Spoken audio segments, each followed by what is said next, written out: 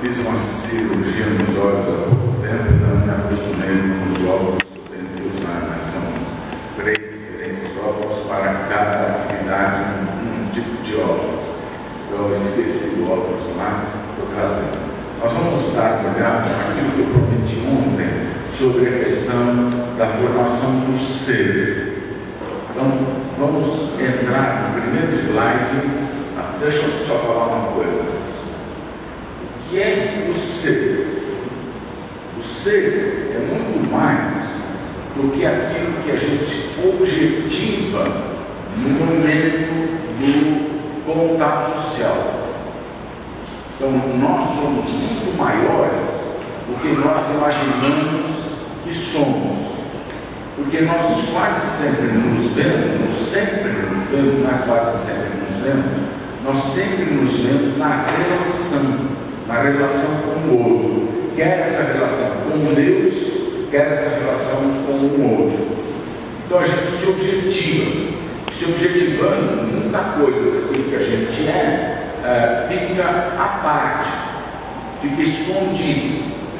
Então nós somos muito maiores do que, na verdade, nós manifestamos em nossas conversas e nossos contatos. Então a primeira coisa que eu trago é a personalidade. A personalidade é aquilo que Deus declarou que você é. Então Deus declarou aquilo que você é. Você foi projetado por Deus, você foi imaginado por Deus quando o seu pai e sua mãe tiveram uma relação e eles acabaram concebendo você. No momento da concepção, Deus declara a sua vida, com toda a potencialidade que ela tem. E essa declaração de Deus na sua vida, de que Deus declara, haja, no meu caso, um Silas.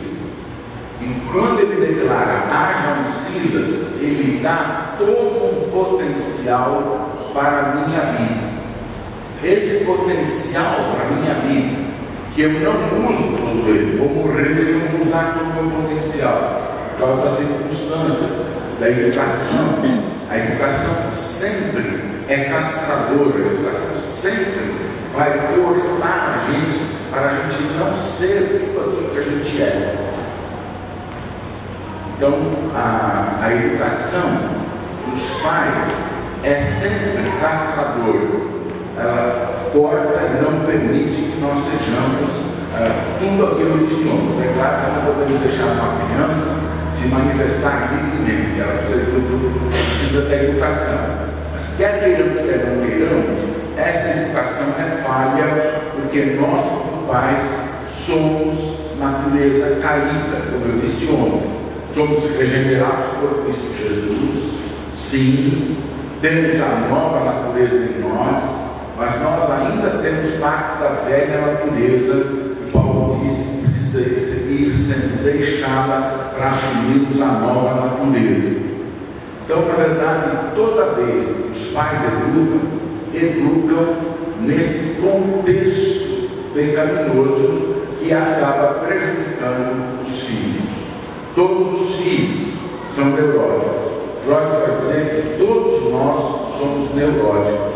Todos nós, sem exceção, temos as nossas neuroses. Mas uns são mais e outros menos.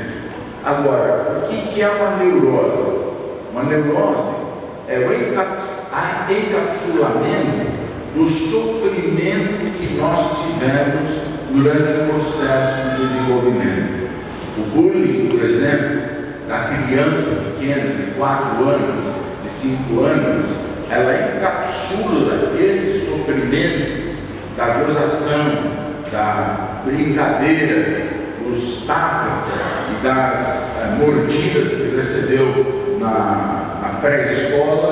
Ela encapsula isso, guarda isso para si e não fica lembrando disso o tempo todo, porque se lembrar o tempo todo disso, vive eternamente sofrendo. Então, Deus foi maravilhoso e fez encobrir os nossos sofrimentos de infância.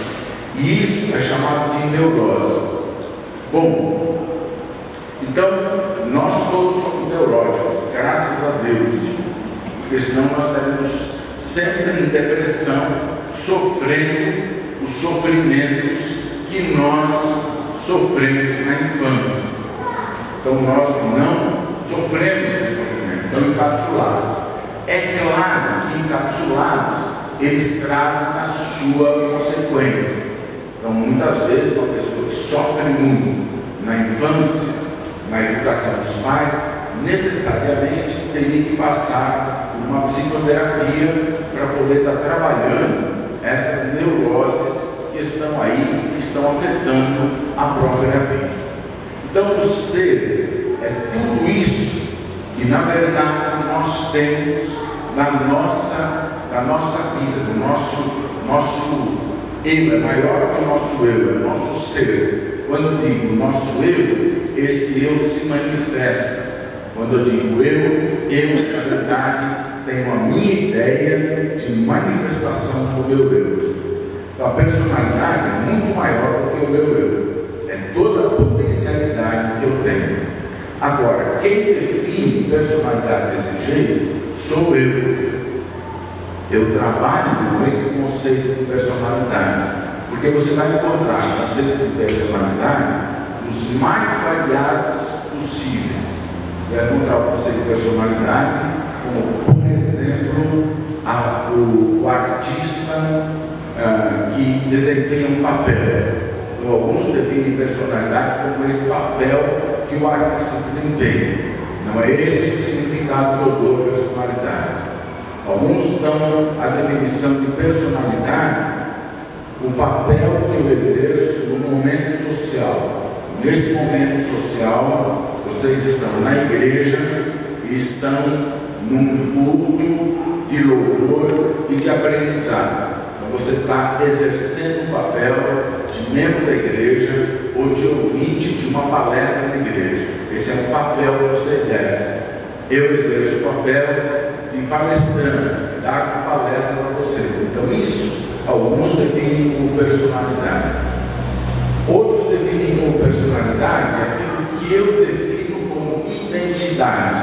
Então aquilo que eu conheço de mim, isso é minha personalidade. Aquilo que eu conheço de mim é minha personalidade. Mas eu não creio assim. Eu creio diferente. Eu creio que a personalidade é exatamente tudo aquilo que Deus declarou que você seria no nascimento. Todo o potencial que Deus lhe dá. E é um potencial tremendo que Deus lhe dá. Ele, mais uma coisa, tem uma mancha depois do círculo da personalidade. A palavra de Deus vai nos dizer em 1 Coríntios capítulo 2, aquilo que o olho não viu, aquilo que o ouvido não ouviu, e aquilo que não passou pela mente do homem, são as coisas que Deus preparou para os filhos dele. O Espírito nos revela as coisas de Deus, porque perscruta a Deus profundamente.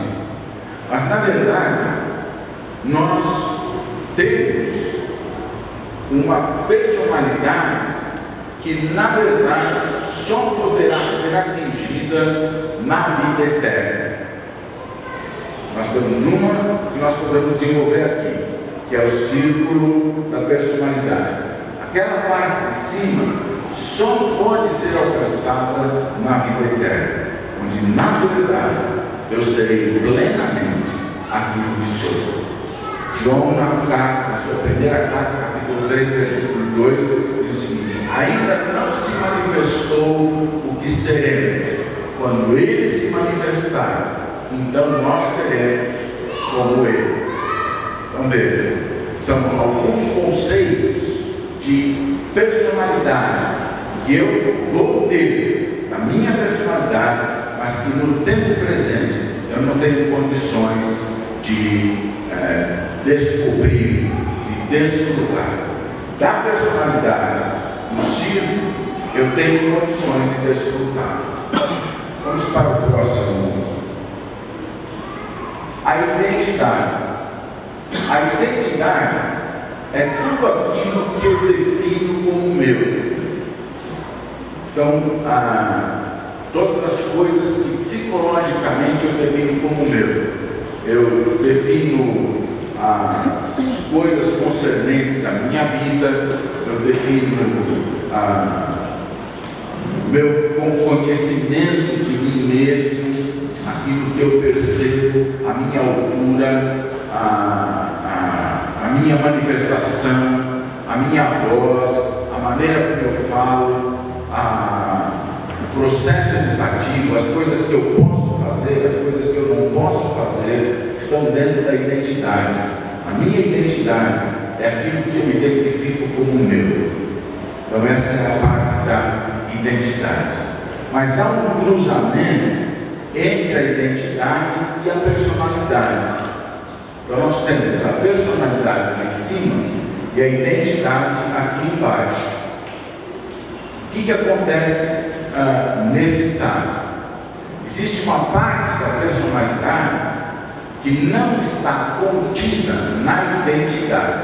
Então há uma junção dos dois círculos em uma parte. Então, nessa parte em que está a personalidade e a identidade, eu identifico como meu aquilo que Deus planejou para eu ser. Então eu identifico como meu aquilo que Deus planejou que eu iria ser. E há uma parte da identidade que está fora da personalidade. São as coisas que a sociedade nos passou e que nós somos aquilo que a sociedade nos passou e não faz parte da nossa personalidade. Ontem a irmã falou sobre quando o pai chama o filho de burro. Ninguém nasceu, Deus não deu essa declaração para nenhum de seus filhos. Essa declaração nunca está na personalidade. Então não está nesse trecho em que se juntam a personalidade e a identidade, mas está nesse trecho que está fora da personalidade, porque ele foi declarado dessa forma. Ele foi declarado dessa forma.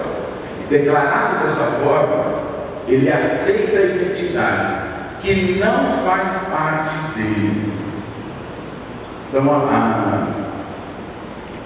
liderei um grupo de dinâmica e havia um rapaz que era gerente do Banco do Brasil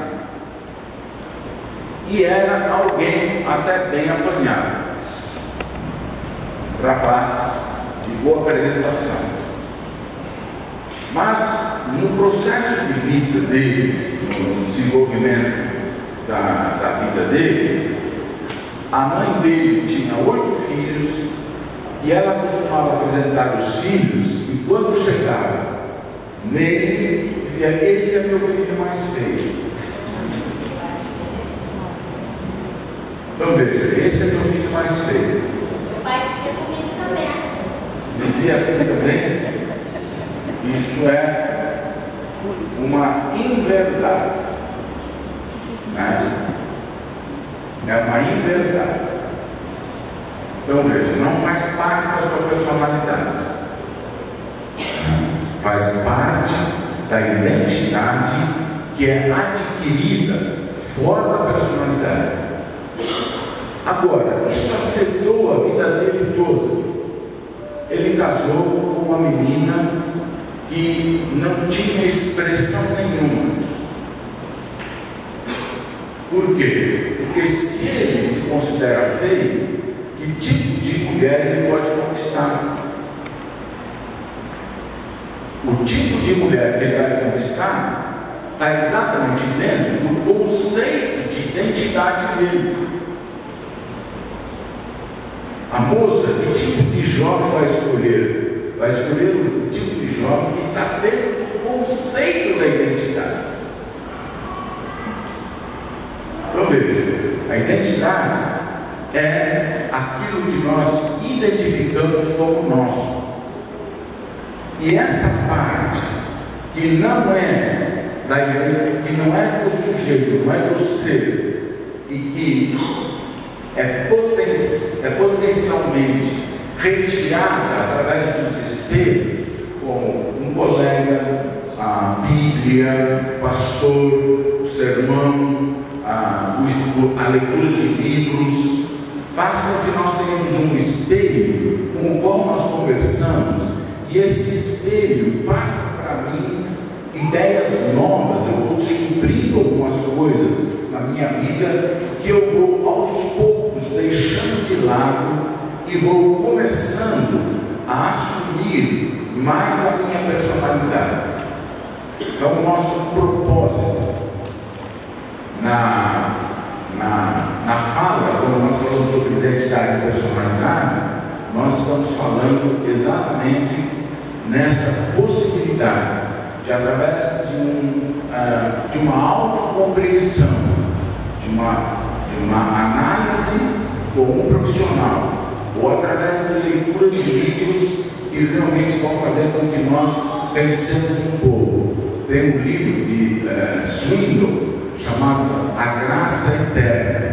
Então esse livro é um livro extremamente interessante para você poder ler e desenvolver Charles Swindoll,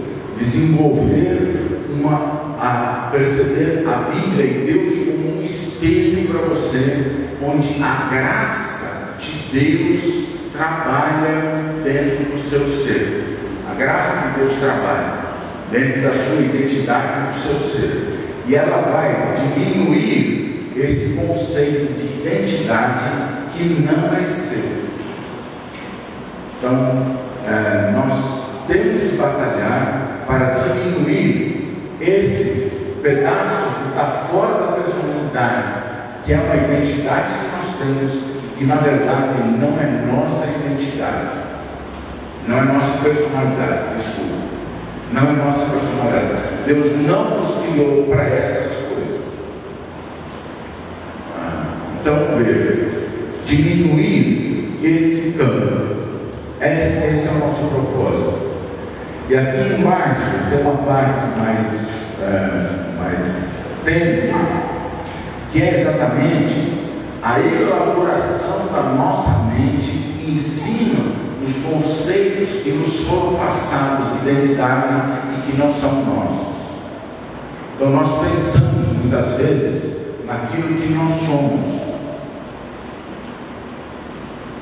E muitas vezes estamos pensando nessa identidade que não é. Então veja, se o pai declara, se os pais acabam ensinando esse filho a ter medo na vida, o que acontece? Ele está sempre elaborando esse medo dentro dele e vai começando a ter medo de algumas coisas no processo de vida. Então esse medo é exatamente essa mancha aqui embaixo, que ele cria dentro dele, não por um processo de socialização, por um processo de comunhão, de intercâmbio com as pessoas, mas ele processa isso através do pensamento. Ele vai criando alguns conceitos através do pensamento. Então, esse é o quadro que eu prometi passar para vocês ontem, sobre a identidade e a personalidade. Vou dar uma parada, porque eu vou entrar no outro assunto, se der tempo. Vou dar uma parada para responder algumas questões sobre a identidade e a personalidade. Se houver uma pergunta, eu vou responder. Pois não. O senhor fala sobre a identidade ser aquilo que os outros vão dizendo de mim ao longo da minha vida, né? E aí eu fiquei pensando aqui que quem tem filho pode pensar, então a partir de hoje eu só vou dizer coisas boas para o meu filho e encher a bola dele, né, para ele não ter essa dificuldade. Até que ponto também se tornaria nocivo. Você só dizer, meu filho, você é lindo, você é super inteligente, você é maravilhoso, você não erra, você só enche a bola do moleque ao longo da vida toda, né? O que isso formaria de uma pessoa também? Bom, nesse caso, nós negamos a natureza pecaminosa da criança. Se nós só colocamos pontos positivos, nós negamos que essa criança tem a natureza pecaminosa dentro dela, que ela é rebelde, que ela é... Nós estamos falando um pouquinho sobre a questão da educação de filhos, como um netinho de 4 anos tem uma capacidade de contar uma história para mentir. Molequinho de 4 anos. Agora, eu não vou dizer, é a história. Eu vou repreendê-lo pela mentira. Então veja, a educação deve ser muito bem pensada. E nós devemos repreender os nossos filhos naquilo que eles cometem erros. Nós devemos realmente trabalhar com essa questão da limitação.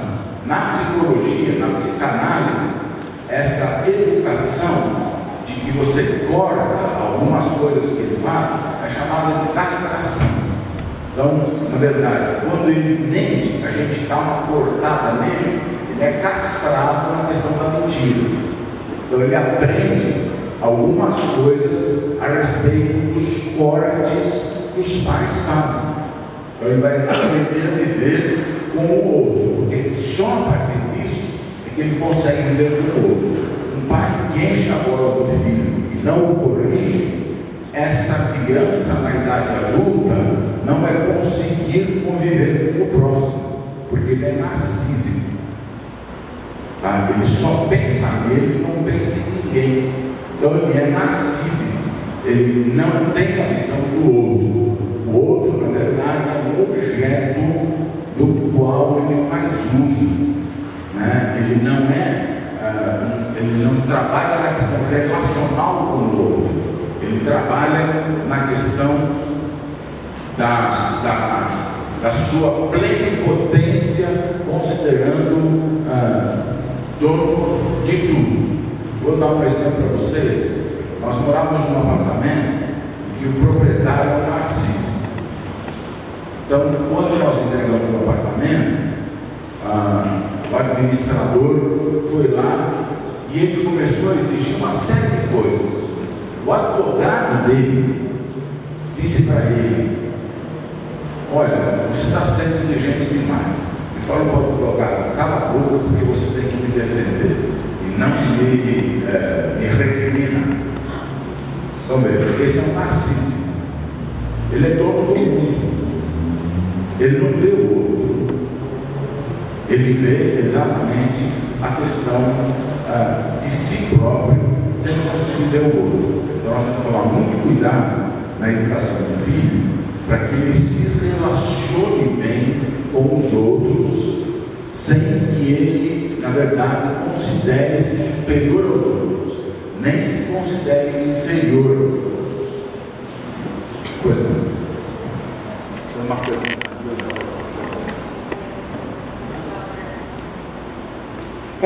Só na sequência da pergunta que a irmã Valena fez, né, a respeito da criação dos filhos. Aí, como o senhor disse assim, quando mente tem que podar, né? E quando você poda, que ele esconde a mentira, e quando ele cresce, você percebe que a mentira continua escondida no interior dele, e ele joga tudo para fora. Por quê? Qual a razão? Porque na verdade ele escolhe, né? Eu educo o meu filho, mas chegando por volta dos 14, 15, 16 anos, ele escolhe aquilo que ele quer. Já não é mais responsabilidade do pai, é responsabilidade do filho. Tá certo? E nesse caso, nós temos a cobrança do Pai Celestial se nós educamos da forma correta? Se nós temos a cobrança, sim. educamos de forma incorreta, Correto. Deus não cobra, Deus abençoa. Obrigada. Se nós temos uma educação correta, Deus não cobra, Deus abençoa. Agora, deixa eu dizer uma coisa para vocês. Por volta dos 12, 13 anos, se a adolescência biológica bate com a adolescência psicológica, que são duas coisas diferentes, uma é da adolescência física e outra adolescência psíquica. Nessa adolescência psíquica, o que acontece é o seguinte: ele vai pegar os valores que ele recebeu de 0 a 11 anos e vai questionar esses valores, se eles são valores verdadeiros ou não. Então, vou dar um exemplo para vocês. Nós batistas perdemos muitas vezes o adolescente que chega aos 17, 18 anos, ele não quer vir mais para a igreja. Agora, aonde ele criou o conceito de não querer mais vir para a igreja? Ele criou esse conceito de 0 a 11 anos. Por quê? Porque quando voltar para o culto, a criancinha de 2 anos está lá sentada, brincando, e o pai diz para a mãe: hoje o sermão do pastor foi fraco, foi um sermão não muito bom, né? O pastor acho que não estudou o suficiente. O coro cantou mal hoje, nossa, o louvor estava ruim, e a criança lá ouvindo, né? E o pai e a mãe criticando a igreja. Quando chega aos 12 anos, 13 anos, ele pergunta: o valor igreja é bom? Não, não é. Meus pais me ensinaram que o valor não é bom, pelo que eles falaram. Consequentemente, eu jogo fora o valor da igreja. Agora é uma responsabilidade dele. O judeu tem uma coisa chamada bar mitzvah, que é a entrada do jovem na sociedade. Ele é considerado um varão em Israel, que acontece por volta dos 12, 13 anos. Nesse momento, ele é responsável por aquilo que ele faz. Os pais já não são mais responsáveis. Ele é responsável pela vida dele.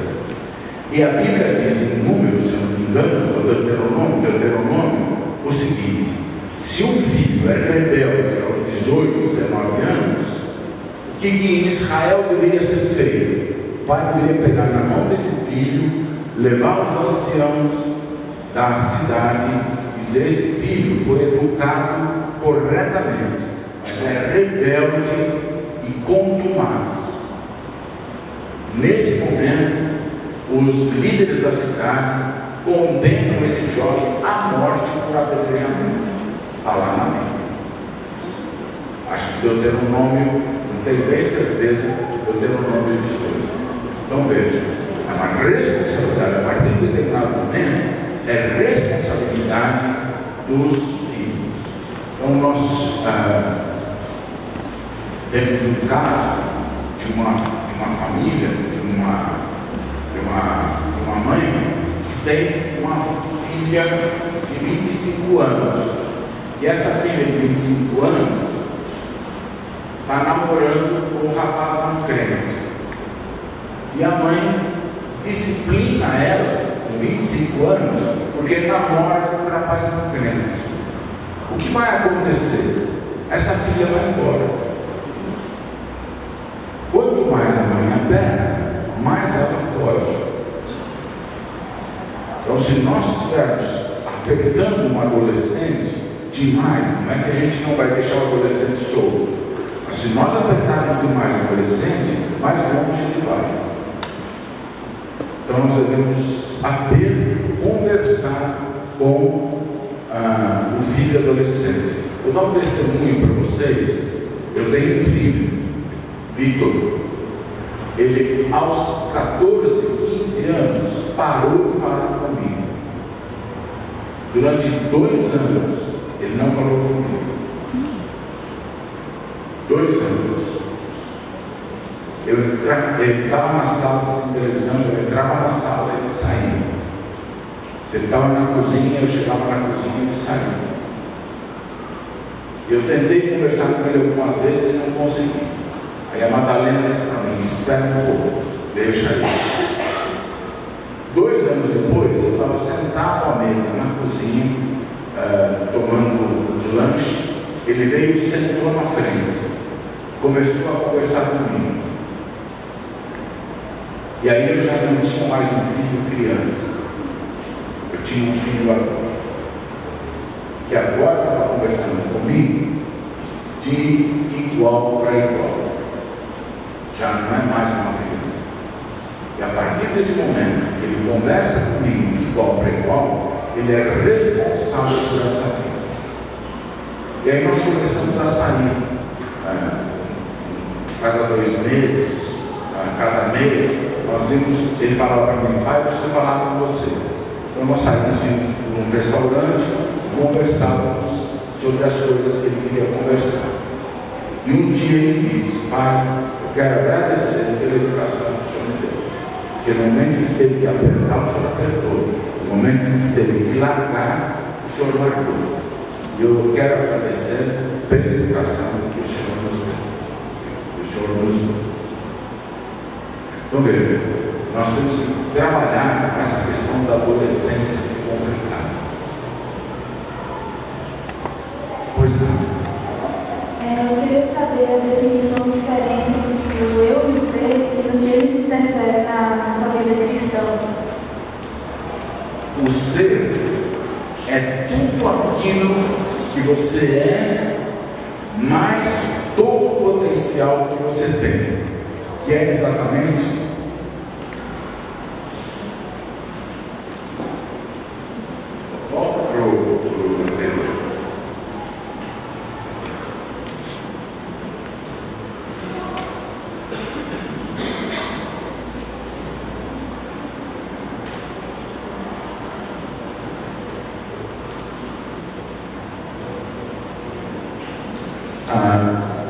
o ser é tudo aquilo que é concernente a mim, todas as minhas potencialidades, todas as minhas capacidades, todos os meus dons, tudo aquilo que Deus declara que eu sou. Deus declara que eu sou muito mais coisas do que nós realmente usamos daquilo que Deus declarou. Muito esse aí. Então veja, a personalidade é aquele círculo que vem aqui embaixo. Essa é a personalidade. Então, ela é exatamente a declaração de Deus. Ela é muito maior do que aquilo que eu identifico como meu. Tá certo? Essa é a parte da personalidade. Eu não conheço a minha personalidade. Tem muita coisa da minha personalidade que eu ainda vou aprender através do estudo da Bíblia, através da oração, através do contato com colegas, através do contato com a igreja, através do contato com os irmãos, através do contato com o pai, através do contato com a mãe, né? Vou aprendendo algumas coisas, vou descobrindo algumas coisas que são minhas, que até agora eu não identificava como minhas. Então eu vou descobrindo algumas coisas que são minhas. O eu é menor do que a personalidade.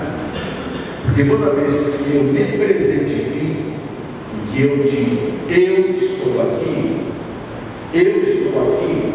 limita boa parte do meu ser. Porque eu só posso me manifestar como eu de uma determinada forma. Eu estou agora me manifestando como palestrante. Eu não posso me manifestar agora como pai, porque eu estou num tempo em que eu me manifesto como palestrante, Se meu filho quiser falar comigo, ele tem que esperar eu terminar a palestra para eu poder falar com ele. Também, quando eu falar com ele, é o meu eu como pai que se manifesta. É a inversão de papéis, são os papéis, aí está, são papéis que nós exercemos. Então o eu exerce um determinado papel e o ser fica como bagagem para a manifestação do meu eu. Pastor, eu estou um pouco preocupado com a questão do horário. Eu percebi que a sua palestra de hoje vai ser sobre autocompreensão. Mas eu não preciso dessa palestra. Não precisa, né? É isso que eu quero sondar do senhor. Eu prefiro continuar nessa discussão. Eu prefiro Então nós temos inscritos para responder a irmã Madalena, a irmã Denise, o irmão Samuel e o irmão Artemiro lá. Tá bom? Lízia também. Nós encerramos a discussão. Então nós vamos continuar. 5 pessoas inscritas. A irmã Madalena, por favor. Eu só queria lembrar que quando a Helena fez a pergunta, uma coisa não elimina a outra, né? Da mesma forma como a gente incentiva esse potencial de personalidade nos nossos filhos, nós também precisamos mostrar a eles quais são os limites, porque a vida dá limites, né? Eu dizia para os meus alunos adolescentes, se você não tem limite, a polícia põe. Ponta de um revólver põe, uma agulha que você espera na sua veia com droga põe, as grades, né, de uma cadeia põe. Em algum momento o limite vai chegar para você, a própria morte. E dizer que educação não é resultado, educação é processo. Educação é processo, os resultados aparecem. Educação sempre é processo.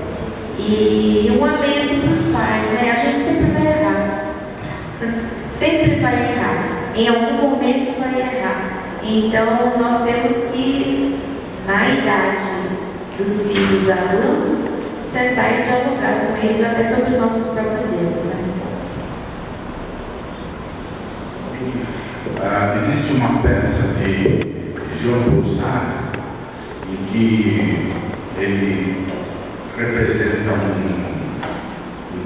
drogado que a mãe vai dando tudo para ele na questão para ele estar desenvolvendo as drogas dele. Então ela vai vendendo propriedade, vai dando para ele todas as coisas.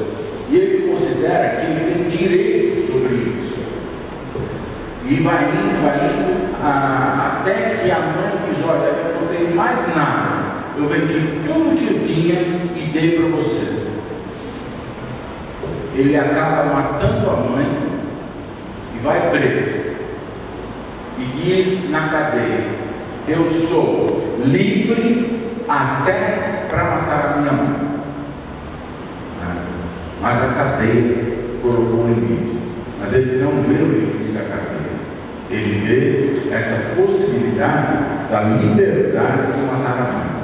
Esse é um sujeito narcísico por extremo, que tudo que ele tem tudo que ele vê, tudo aquilo que ele faz pensando nele e nunca pensando no outro. Agora, nós estamos passando por um momento extremamente difícil na educação.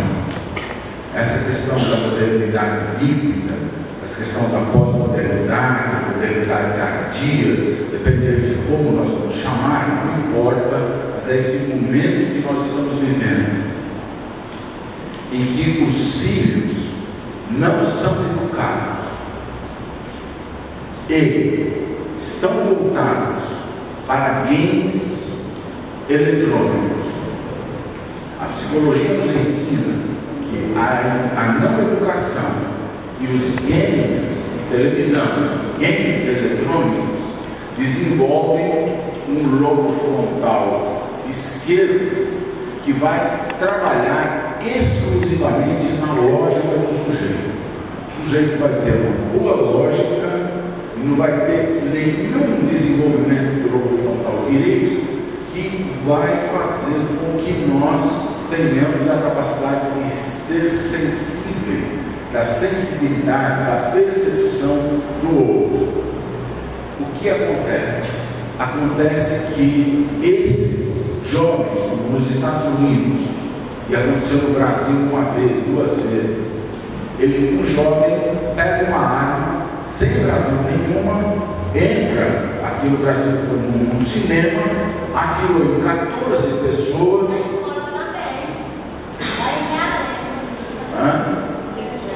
Rio de Janeiro também.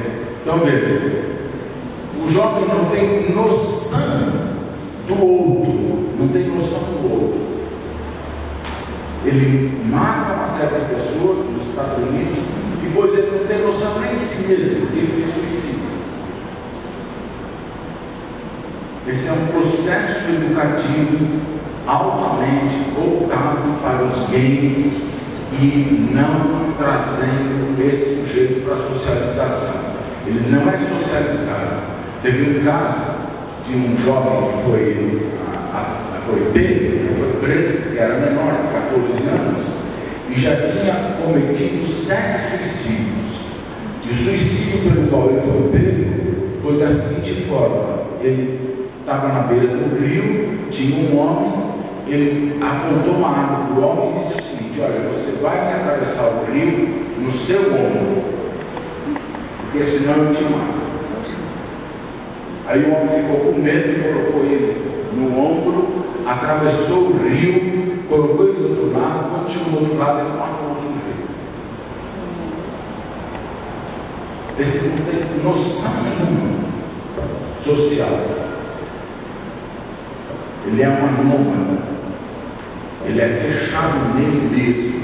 Ele não tem contato social nenhum. Então nós temos que tomar cuidado na educação, que nós não queremos filhos com um desenvolvimento exacerbado do lobo frontal esquerdo, mas que ele tem um equilíbrio entre lógica e sensação, sentimento. Temos que fazer esse equilíbrio. Pastor, você falou sobre a identidade e personalidade. E a formação do caráter, ela se dá quando influenciada essas duas, identidade e personalidade? O caráter é uma terceira coisa, né? Uma coisa é a personalidade, outra coisa é a identidade. O caráter é a maneira como nós trabalhamos os conceitos de relação com o outro, né? Os conceitos de relação com o outro são processos educativos. Então, o sujeito tem um bom caráter, ele se relaciona bem com os outros. Então ele não mente, não rouba, né? Ele não fala palavrão. Então isso faz parte do caráter dele. Ele respeita o outro. Então isso é a questão do caráter. Isso é feito pela educação. Nós vimos ontem à noite que quando nós nos convertemos, o caráter modifica. Uma coisa que era ruim antes passa a ser uma coisa boa a partir da conversão. Por exemplo, enganar o próximo. Não crente, quando engana o próximo, acha que é uma coisa boa. A lei de Gerson dizia: devo ter vantagem em tudo. Quando me converto, eu já não penso mais assim. Eu penso no outro também. Isso é o desenvolvimento do caráter. Então, o caráter é a maneira como nós vamos lidar com o outro social, né? A maneira que nós vamos respeitar o outro social, numa questão de ética, nos valores éticos. Está em constante mutação. Está em constante modificação. O caráter vai crescendo. Ou seja, ter um caráter cristão significa aprender os conceitos da Bíblia. Nós estávamos conversando com o pastor Diogo. Aliás, nós temos conversado um pouco, né, pastor Diogo e nós, pastor Diogo, a Lene e eu,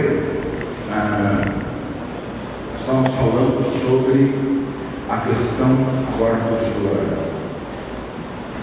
do caráter, fugiu, eu vou lembrar, mas essa questão do caráter. Uma criança, o caráter dele, formação se dá até que idade? O caráter sempre se desenvolve, né? Ele vai mudando. Na medida que ele vai conhecendo a verdade, ele vai modificando no processo. A questão do discipulado dentro da igreja, era isso que eu queria falar.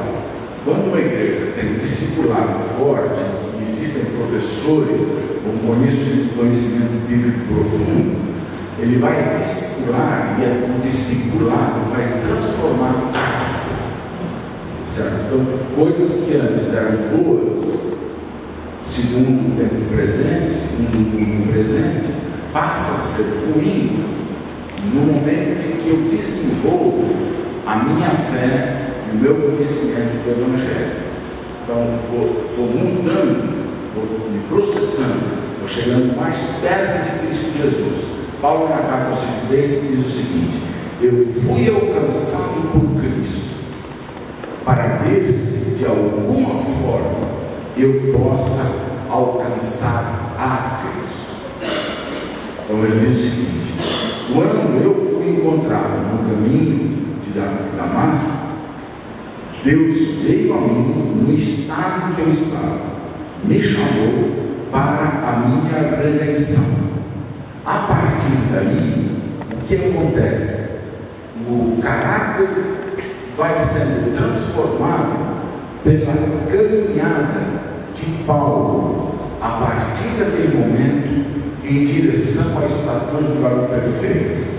A carta aos Filipenses provavelmente foi escrita no ano 63. Paulo devia estar com 65 anos, mais ou menos. Estava no final da vida já. Estava preso em Roma, segundo alguns estudiosos. Era a última prisão dele. Ali ele desaparece. Se ele morre, mas ele desaparece na prisão de Roma. A prisão de Roma é o último conhecimento que nós temos do apóstolo Paulo. E ele escreve ali para ver se de alguma forma eu consiga alcançar a Cristo Jesus. Então a vida cristã é uma carreira, e nós vamos nos transformando dia após dia na estatura de varão perfeito, e isso vai formando o caráter. Aqui, eu tenho alguns considerandos nessa pergunta. Considerando que somos todos neuróticos, Sim. Considerando que a sociedade nos coloca rótulos de identidade, considerando que a gente também se aproveita de alguns desses rótulos, né? Elas nos trazem alguns benefícios, não só benefícios. Até que ponto essa necessidade de nós nos desnudarmos desses rótulos nos deixa palatáveis diante da sociedade? Até que ponto nós podemos nos desnudar desses rótulos que a sociedade nos impõe para que ela nos aceite? Até que ponto nós podemos nos desnudar deles e ainda nos tornarmos pessoas aceitáveis na sociedade? Tem gente que são neuróticos, carregamos mágoas, carregamos traumas, carregamos uma série de coisas do homem caído. E como nos livrar disso sem nos tornarmos pessoas rejeitadas pela sociedade? Bom, eu vou começar pelos rótulos, tá certo? O rótulo é um peso, porque eu manifesto uma coisa que eu não sou.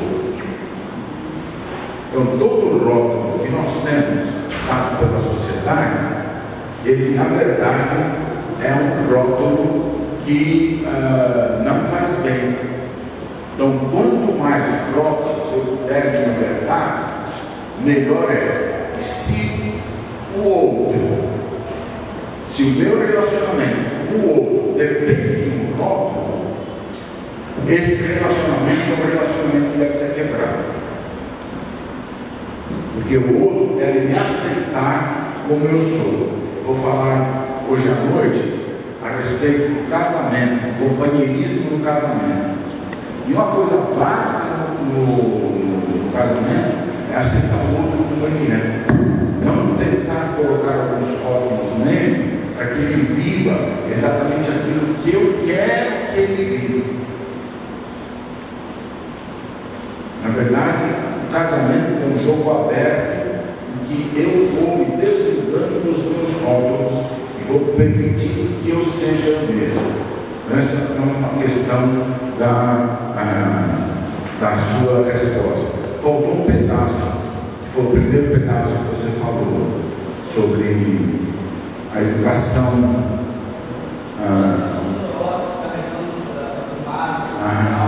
Então veja, também a neurose, os traumas que nós temos, nós vamos nos libertando na medida que vamos conhecendo a nossa pessoa.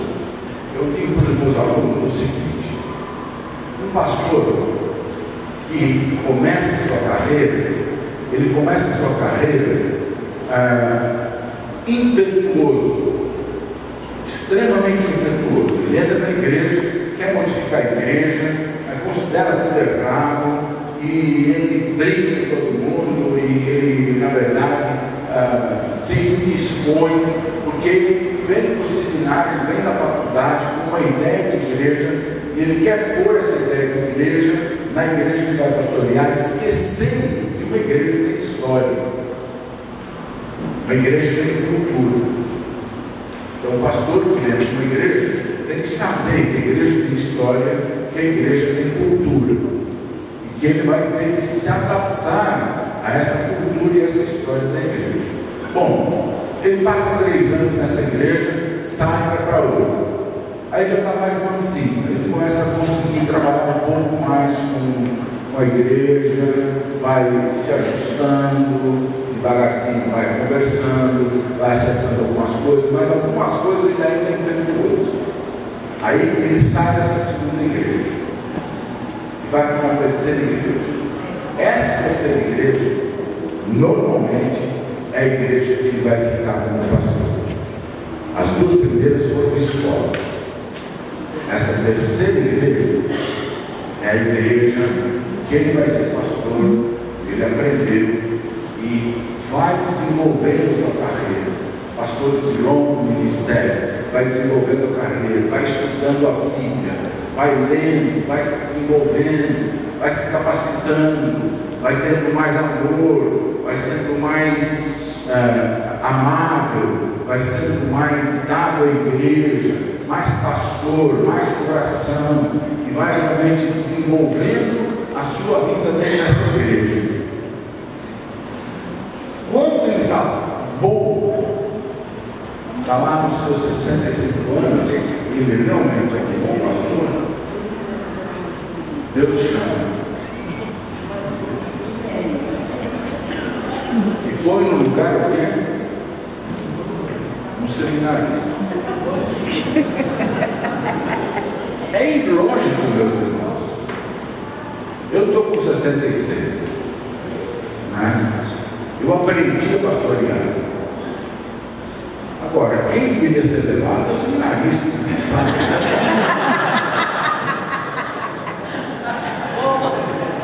Eu deveria ser deixado, porque eu estou numa posição muito boa de pastorear. Agora eu sei pastorear. Agora ele vai tirar e vai colocar um seminarista que não sabe pastorear. Mas é a vontade dele que é cumprida na tua vida. Exatamente.